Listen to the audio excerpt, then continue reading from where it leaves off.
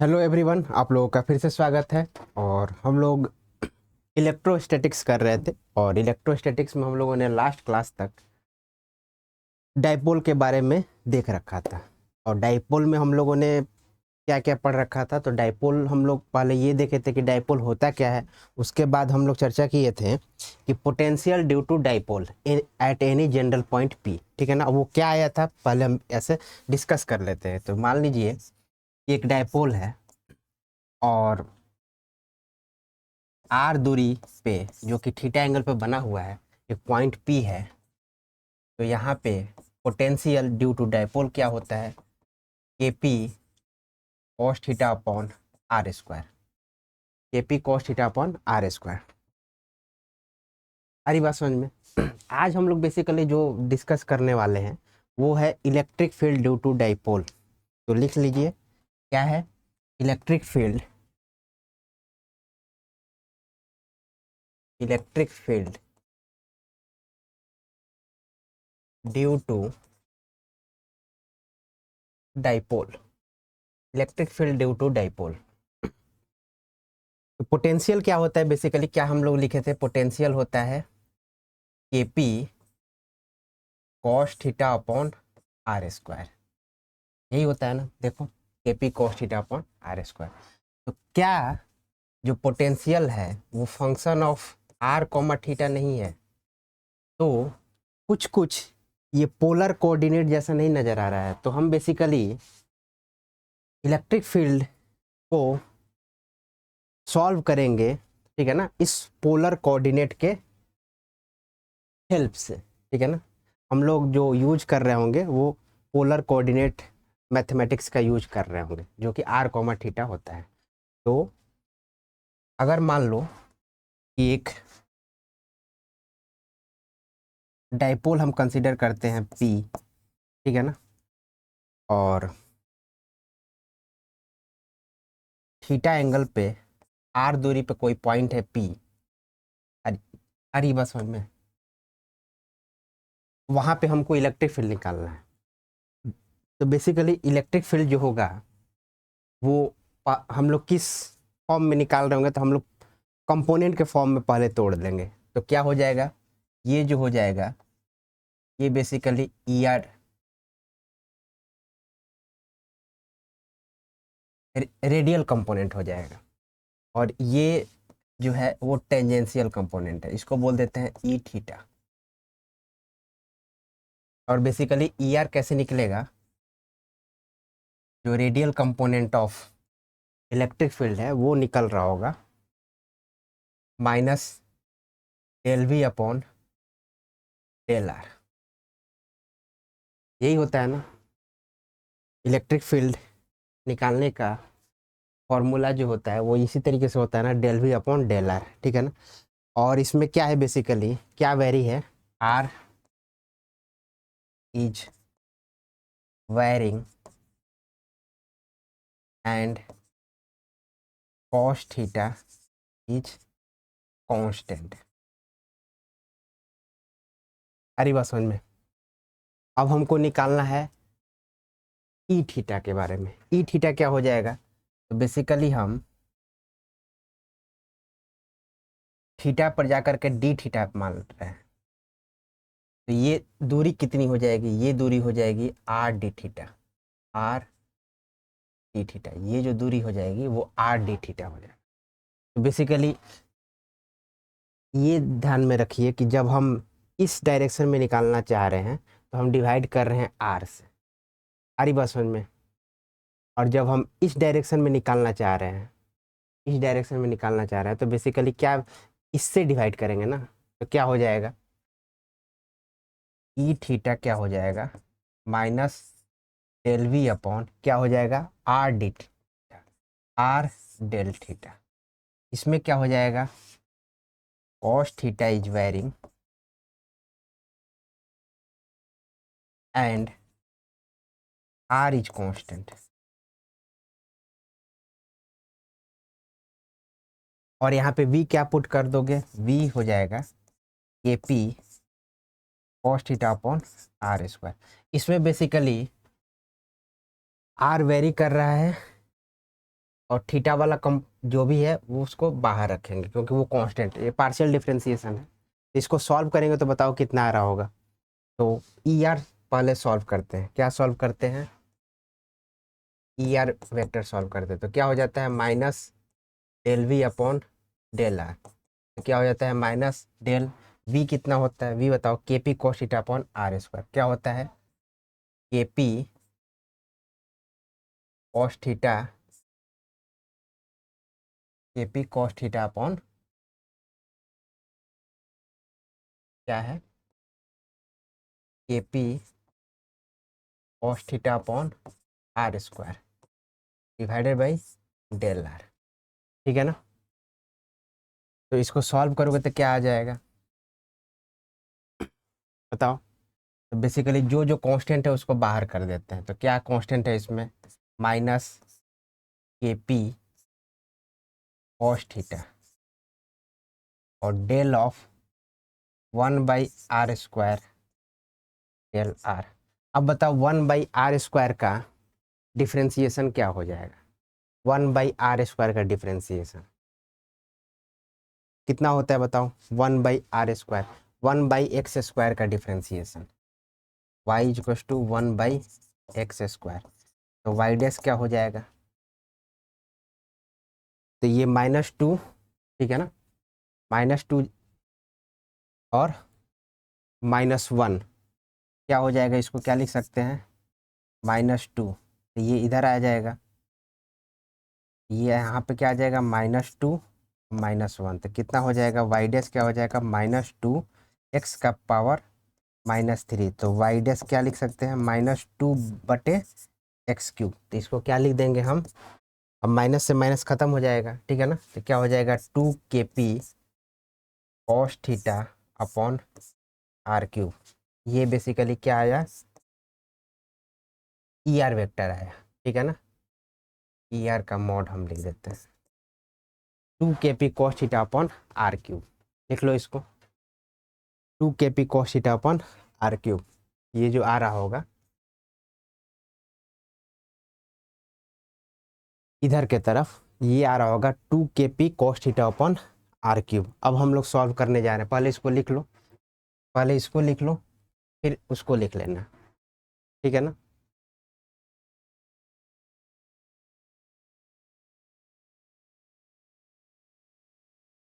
चलो इसको लिख लो।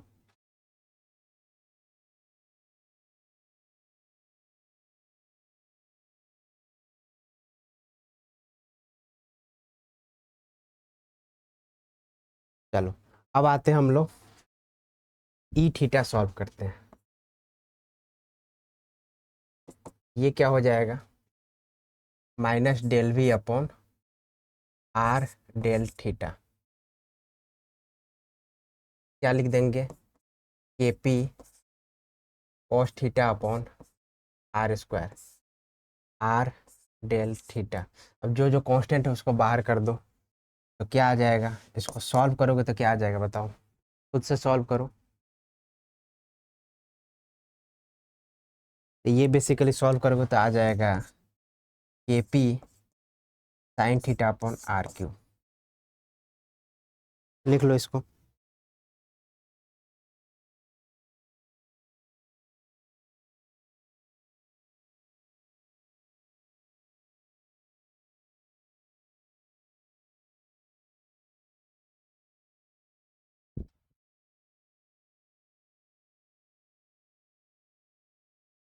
यानी कि अभी तक हम लोगों ने जो फॉर्मूला डिराइव किया है वो ये है कि अगर मान लो ये एक डाइपोल है और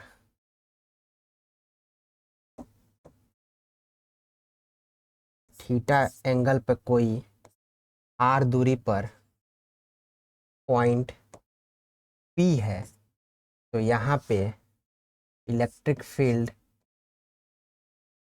ई आर इधर के तरफ और ई थीटा इधर के तरफ। तो पोटेंशियल क्या आ जाएगा? K P cos theta upon r², 2 kp cos theta upon r³ K P sine theta upon are cube. ये तीनों फार्मूला याद रहना चाहिए। और क्या साथ में याद रहना चाहिए, ये जो पी वेक्टर है ये चार्ज इनटू डिस्प्लेसमेंट है, 2a है, ठीक है ना, 2a है। और इस तरीके का लिखने का मतलब ये है कि ये यहाँ पे प्लस क्यू है और यहाँ पे माइनस क्यू है, और दोनों में 2a का गैप है। सारी बात समझ में, दोनों में क्या है, 2a का गैप है।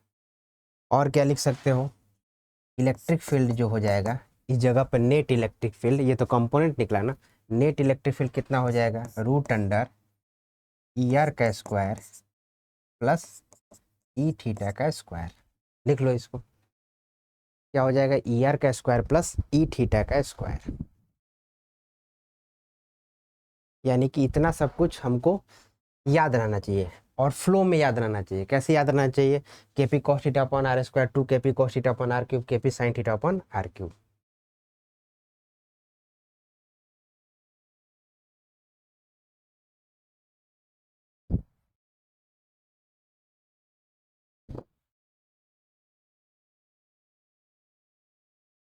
अब चलो हम लोग एक्सियल पॉइंट और इक्वेटोरियल पॉइंट के बारे में डिस्कस कर लेते हैं।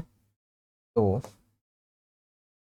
एक डाइपोल है और इसमें एक्सियल पॉइंट कौन सा होता है, ये होता है एक्सियल, ये होता है एक्सिस, और इसी पर कोई पॉइंट लेंगे तो एक्सियल पॉइंट हो जाएगा, और ये होता है इक्वेटोरियल, ठीक है ना। अगर हम यहाँ पे कोई पॉइंट कंसीडर करें तो ये हो जाएगा ई आर और ये हो जाएगा ई थीटा, ठीक है ना। ई आर क्या हो जाएगा, 2 K P cos theta upon 2 K P cos theta upon are cube, और ये हो जाएगा K P sine theta upon are cube. और इस जगह पे थीटा क्या है, जीरो है। हरी बात समझ में, इस जगह पे क्या है, थीटा जीरो है। तो यहाँ पे क्या आ जाएगा, 2 K P upon are cube, और ई थीटा जीरो आ जाएगा, ये साइन जीरो जीरो होता है। और वैसे ही अगर हम इस जगह की बात करें तो क्या हो जाएगा बताओ, इस जगह की बात करें तो ई आर कितना हो जाएगा, ई थीटा यहाँ पे भी जीरो हो जाएगा। पहली बात ये है कि थीटा यहाँ पे पाई हो रहा होगा, तो ई थीटा जो है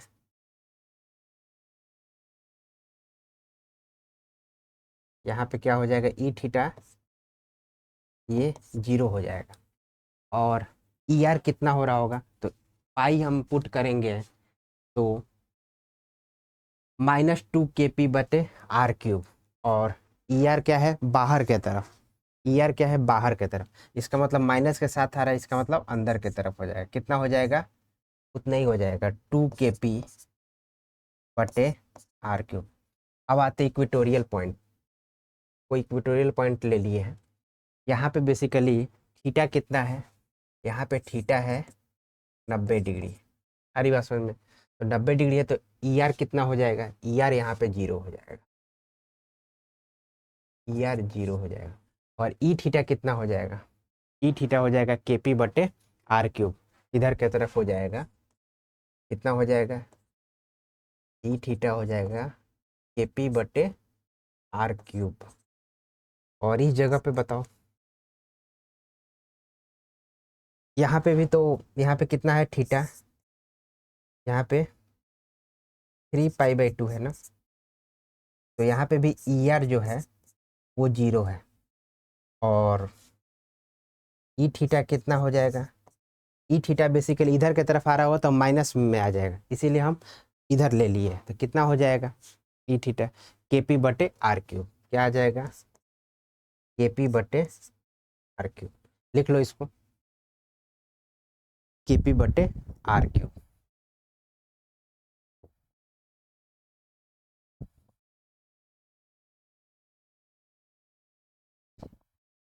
इस एक्सिस पे जो भी पॉइंट हम लोग ले रहे होंगे वो इक्वेटोरियल पॉइंट कहलाता है, इस पे जो भी पॉइंट लेते हैं वो एक्सियल पॉइंट कहलाता है।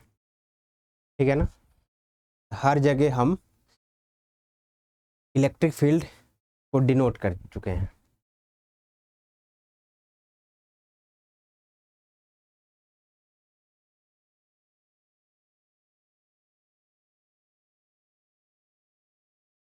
अब देखो इसमें एक खास बात ये है, तुम लोग ऑब्जर्व भी कर रहे होगे कि जो ई थीटा की वैल्यू है, ई थीटा की वैल्यू है, जैसे मान लो कि कोई भी एक डाइपोल हम लेते हैं और कैसा भी एक्सिस हो, ठीक है ना, कैसा भी एक्सिस हो, इसमें बेसिकली क्या होगा, ई आर जो होगा, जो इसमें ई आर होगा वो हमेशा बाहर के तरफ होगा। ई आर जो होगा वो हमेशा बाहर के तरफ होगा। और ई थीटा जो होगा, ई थीटा वो हमेशा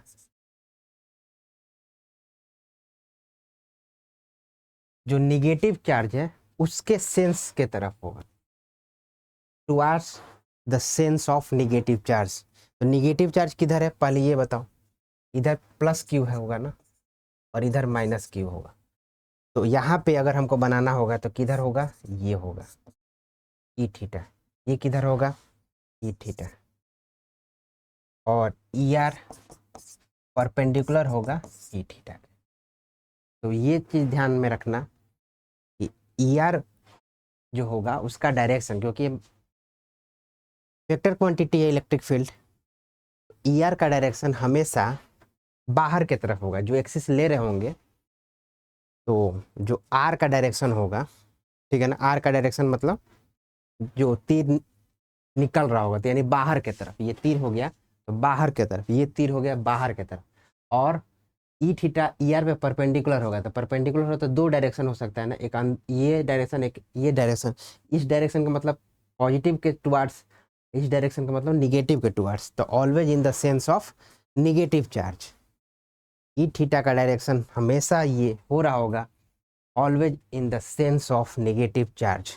लिख लो इन बातों को।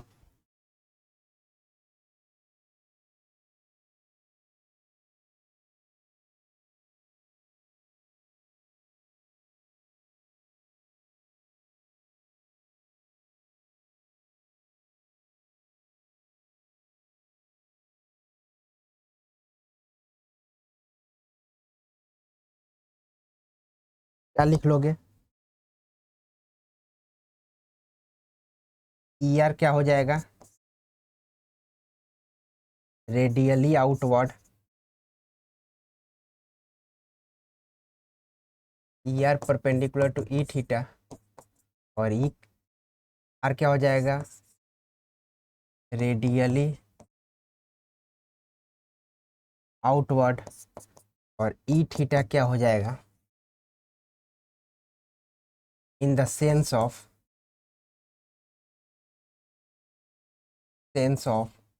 Negative charge, negative charge, radially outward, और ई थीटा हो जाएगा in the sense of negative charge. ठीक है ना, और ये फॉर्मूला याद रहना चाहिए, सबसे ज़्यादा ज़रूरी है ये वाला फॉर्मूला, ये वाला अच्छे से ढंग से याद होना चाहिए। ठीक है ना, लिख लो इसको, फिर हम लोग क्वेश्चन देखते हैं इस पे।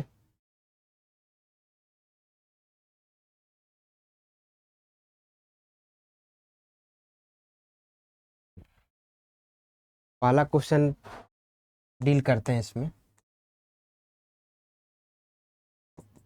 जैसे मान लो कि एक डाइपोल है और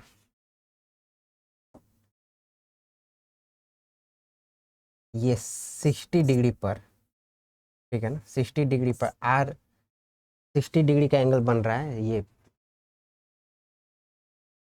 पोजीशन वेक्टर है, ठीक है ना, और इसको मिड पॉइंट को ओरिजिन ले रहे हैं हम। तो लाइन ज्वाइनिंग है पॉइंट P और मिड पॉइंट, वो 60 डिग्री का एंगल बना रहा है डाइपोल के एक्सिस से, ठीक है ना। तो यहाँ पे हमको इलेक्ट्रिक फील्ड बताओ, इलेक्ट्रिक फील्ड कितना हो जाएगा P पॉइंट पर, और पोटेंशियल कितना हो जाएगा P पॉइंट पर। तो कैसे सॉल्व करोगे, तो सबसे पहले ये बताओ Vp कितना हो जाएगा, Kp cos theta upon are square, Kp cos 60 degree upon are square, तो कितना हो जाएगा Kp बाई 2 आर स्क्वायर, क्योंकि कॉस 60 डिग्री 1/2 हो जाएगा। और हमको क्या चाहिए, इलेक्ट्रिक फील्ड भी चाहिए। तो इलेक्ट्रिक फील्ड हम जानते हैं ई आर इधर की तरफ आ जाएगा और ई थीटा इधर की तरफ आ जाएगा, और ई आर कितना हो जाएगा 2 Kp cos theta upon are cube, और ई थीटा क्या हो जाएगा Kp sine theta upon are cube. तो यहाँ पे क्या करोगे, तो ये हो जाएगा Kp बटे आर क्यूब, और ये कितना हो जाएगा बताओ, तो साइन 60 डिग्री कितना होता है √3/2, क्या हो जाएगा √3/2 Kp बटे आर क्यूब, ठीक है ना। और ये निकालने के लिए, रिजल्टेंट इलेक्ट्रिक फील्ड निकालने के लिए क्या करेंगे हम, इलेक्ट्रिक फील्ड एट P निकालने के लिए क्या करेंगे, रूट अंडर ई आर का स्क्वायर प्लस ई थीटा का स्क्वायर करेंगे, यानी कि इसका स्क्वायर प्लस इसका स्क्वायर कर दो, आ जाएगा, ठीक है ना। कितना आ जाएगा वो देख लेते हैं हम लोग, इसका स्क्वायर प्लस इसका स्क्वायर, ठीक है ना। तो ये तो बाहर आ जाएगा, क्या आ जाएगा Kp बटे आर क्यूब, और अंदर में रूट अंडर 1 + 3/4, ये कितना आ जाएगा 3/4, तो सॉल्व कर लेना, 4 3 7, 7/4 आ जाएगा, रूट के अंदर कितना आ जाएगा इसको Kp बटे आर क्यूब √7/4 हमारा आंसर आ जाएगा। लिख लो इसको,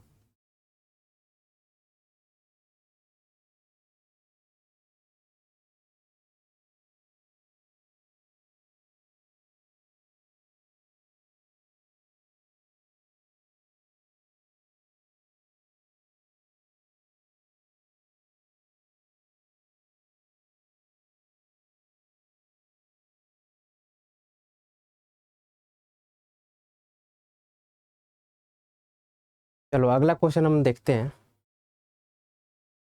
अगला क्वेश्चन क्या रहेगा,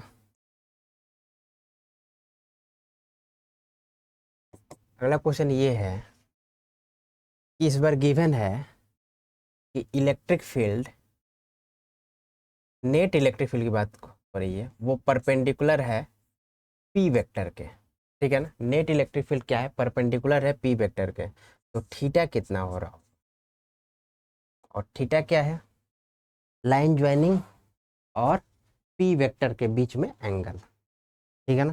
तो जैसे हम इसको ऐसे बना दें, ये P वेक्टर है, ठीक है ना, और ये है लाइन ज्वाइनिंग, और ये थीटा हमको निकालना है, और क्या गिवन है, तो इधर क्या हो जाता है ई आर हो जाता है, और ये क्या हो जाता है ई थीटा हो जाता है, तो रिजल्टेंट इधर आ रहा होगा, ये रिजल्टेंट होगा, और रिजल्टेंट बेसिकली क्या है, इस पे परपेंडिकुलर है, क्या है इस पे परपेंडिकुलर है,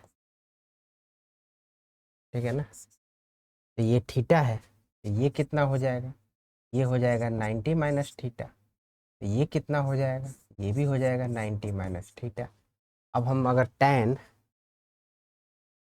90 माइनस थीटा लिखें तो कितना हो जाएगा ई थीटा बटे ई आर, यही हो रहा होगा ना, ई थीटा बटे ई आर, और tan 90 माइनस थीटा क्या हो जाता है cot theta, cot theta. E theta कितना होता है बताओ, ई थीटा कितना होता है ई थीटा कितना होता है, ई आर कितना होता है, ये मतलब बता दो। तो K P cos theta upon are cube, E r कितना होता है बताओ, यहाँ से देख के बताओ। ई आर कितना होता है, देखो यहाँ पे क्या लिखा गया है,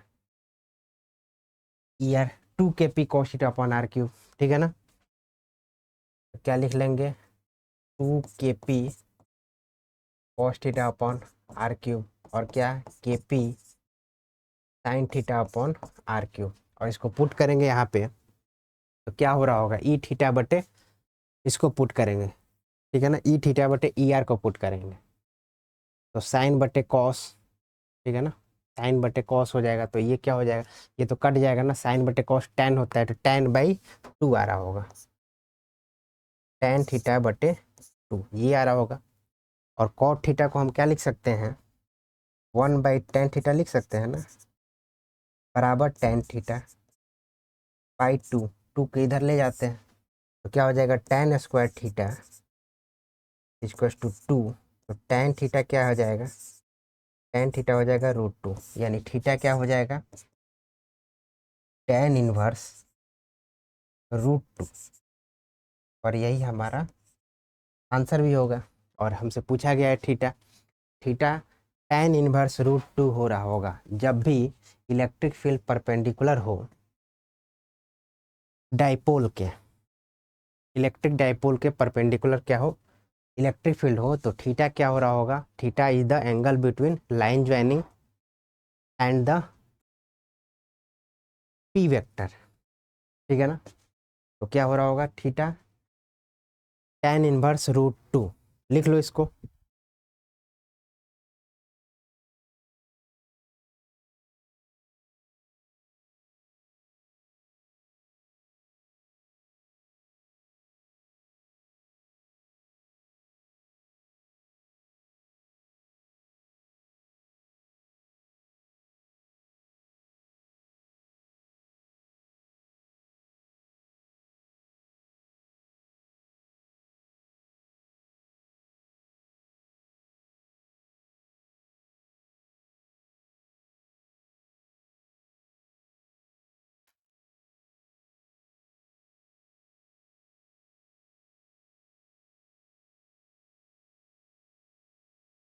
चलो, अब हम लोग क्या देख रहे होंगे कि अगर इलेक्ट्रिक डाइपोल को किसी एक्सटर्नल इलेक्ट्रिक फील्ड में रख दिया जाए तो बेसिकली क्या घटनाएं घटेंगी उसके बारे में हम अब डिस्कस करेंगे। क्या हो जाएगा, डाइपोल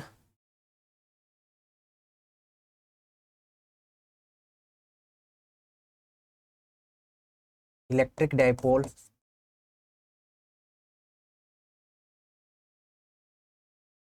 इन external electric field,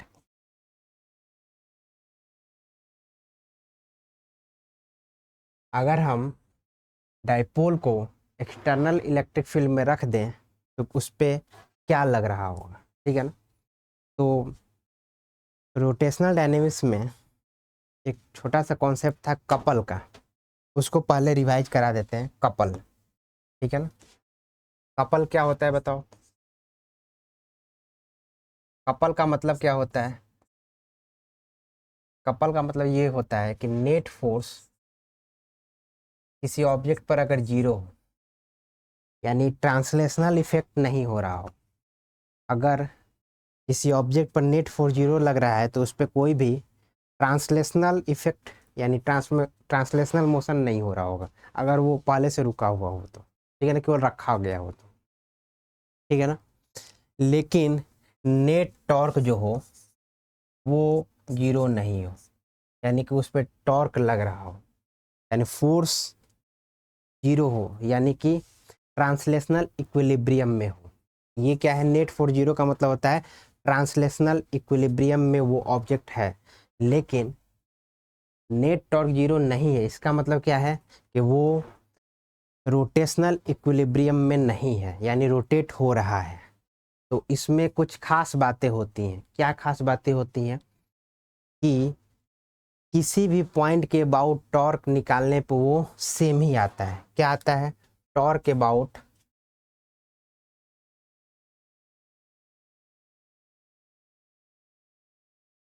any point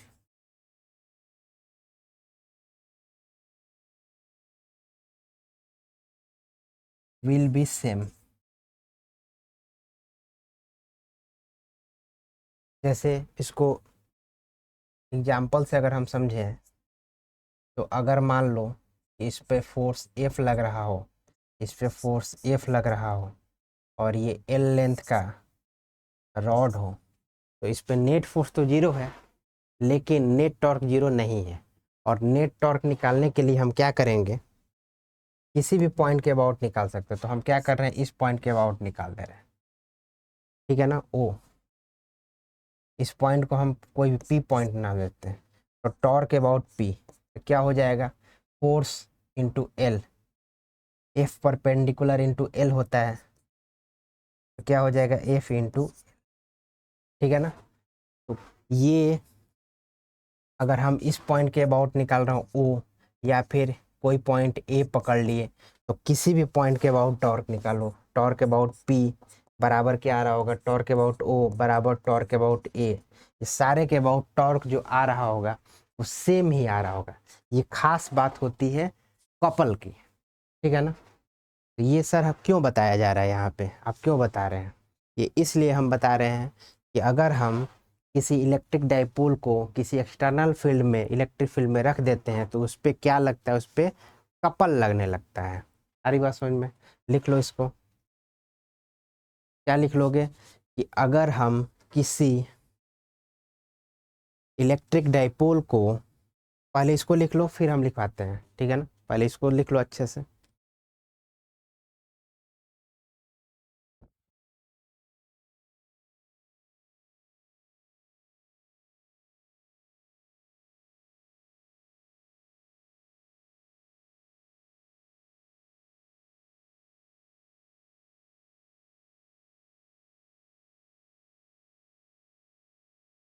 हाँ, आप क्या लिखोगे?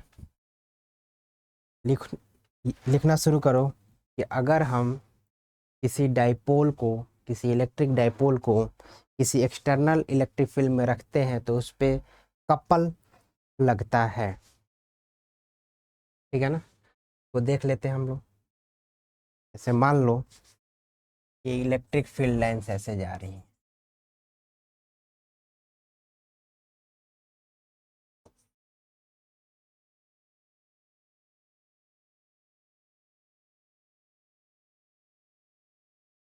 ठीक है ना। और तुम एक डाइलेक्ट्रिक, ये डाइपोल को, ठीक है ना, जो एक यहाँ पे प्लस क्यू है और यहाँ पे माइनस क्यू है, ठीक है ना, इसको ले जा करके एक्सटर्नल इलेक्ट्रिक फील्ड में रख दिए। यहाँ से थीटा बन रहा है, तो इस पे क्या लग रहा होगा? इस पे फोर्स इधर की तरफ लगेगा, कितना लगेगा?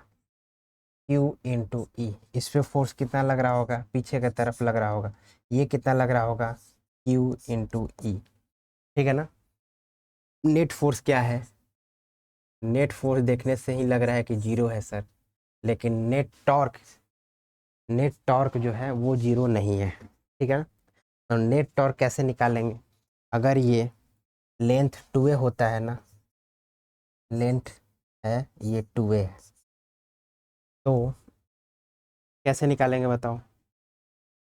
टॉर्क हमको निकालना है, हम टॉर्क इसके अबाउट निकाल देते हैं, ठीक है ना। टॉर्क अबाउट पी इसके अबाउट टॉर्क निकाल देते हैं, तो टॉर्क क्या आ जाएगा? तो इसको हम क्या करेंगे कि एक्सटेंड कर देते हैं, आगे पीछे एक्सटेंड कर देते हैं इसको। इसको हम आगे पीछे एक्सटेंड करते हैं, हमको इसके अबाउट टॉर्क निकालना है। और यहाँ से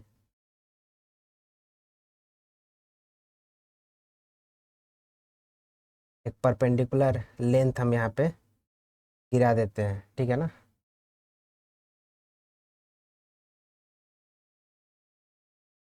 ठीक है ना, तो ये भी थीटा हो जाएगा। सारी बात समझ में?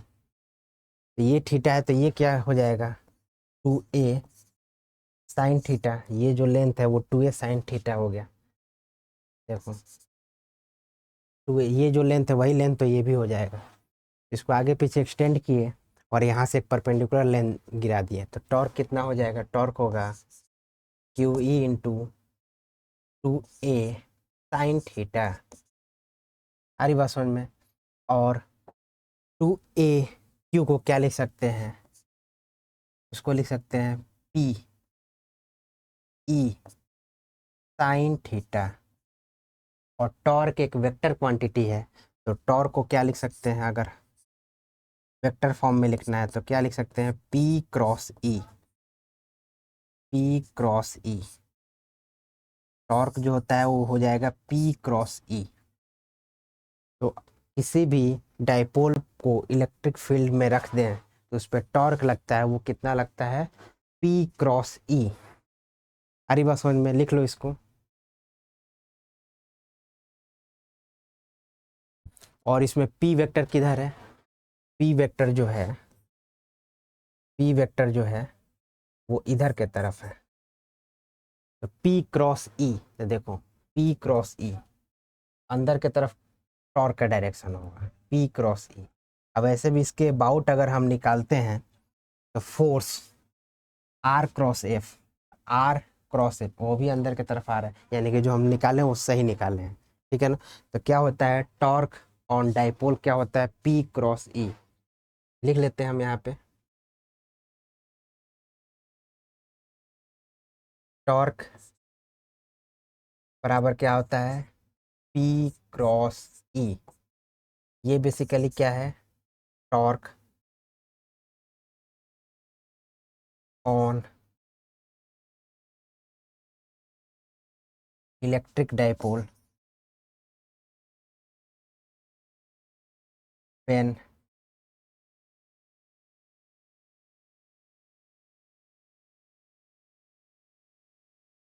Placed in external electric field. हरी बात समझ में। और ये क्या है डाइपोल मोमेंट।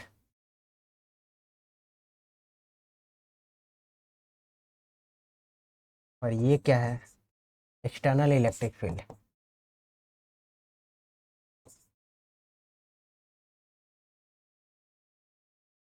लिख लो इसको। ये क्या है basically external electric field.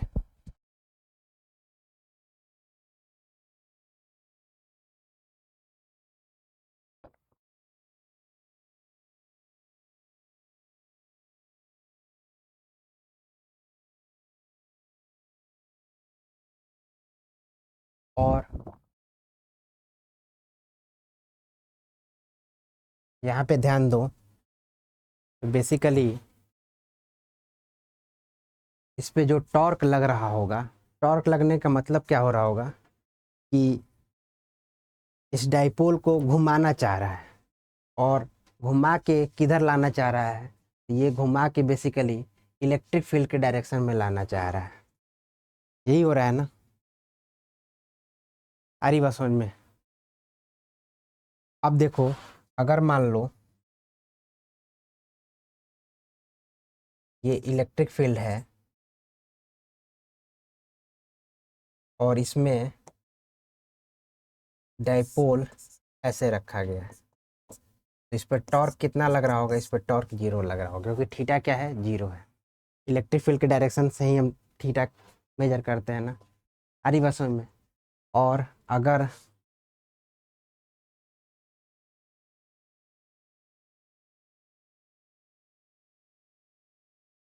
Electric field ऐसे है, ठीक है ना, और इस पे डाइपोल इस तरीके से रखा गया अपोजिट साइड में रखा गया तो भी इस पे टॉर्क जीरो लग रहा होगा। क्या लग रहा होगा टॉर्क जीरो लग रहा होगा। लेकिन जैसे ही हम इसको थोड़ा सा इधर उधर शिफ्ट करेंगे तो वो अपने आप इलेक्ट्रिक फील्ड के डायरेक्शन में आ जाएगा। जैसे ही हम इसको क्या करेंगे थोड़ा सा यहाँ से इसको जैसे ही हम थोड़ा सा टच करके घुमाएंगे हल्का सा स्लाइटली रोटेशन इफेक्ट दे रहे होंगे, हल्का सा इसको यहाँ से छेड़छाड़ करेंगे तो ये घूम करके इलेक्ट्रिक फील्ड के डायरेक्शन में आ जाएगा। लेकिन इस समय पे टॉर्क जो है वो जीरो होगा दोनों सिनेरियो में, क्योंकि यहाँ पे थीटा कितना है, यहाँ पे थीटा कितना है ये बताओ। यहाँ पे थीटा है 0 और यहाँ पे थीटा कितना है, यहाँ पे थीटा है पाई। सारी बात समझ में, लिख लो इसको।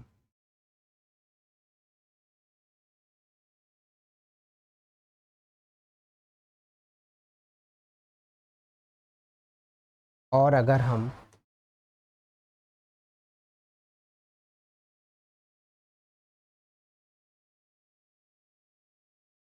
इलेक्ट्रिक फील्ड इधर है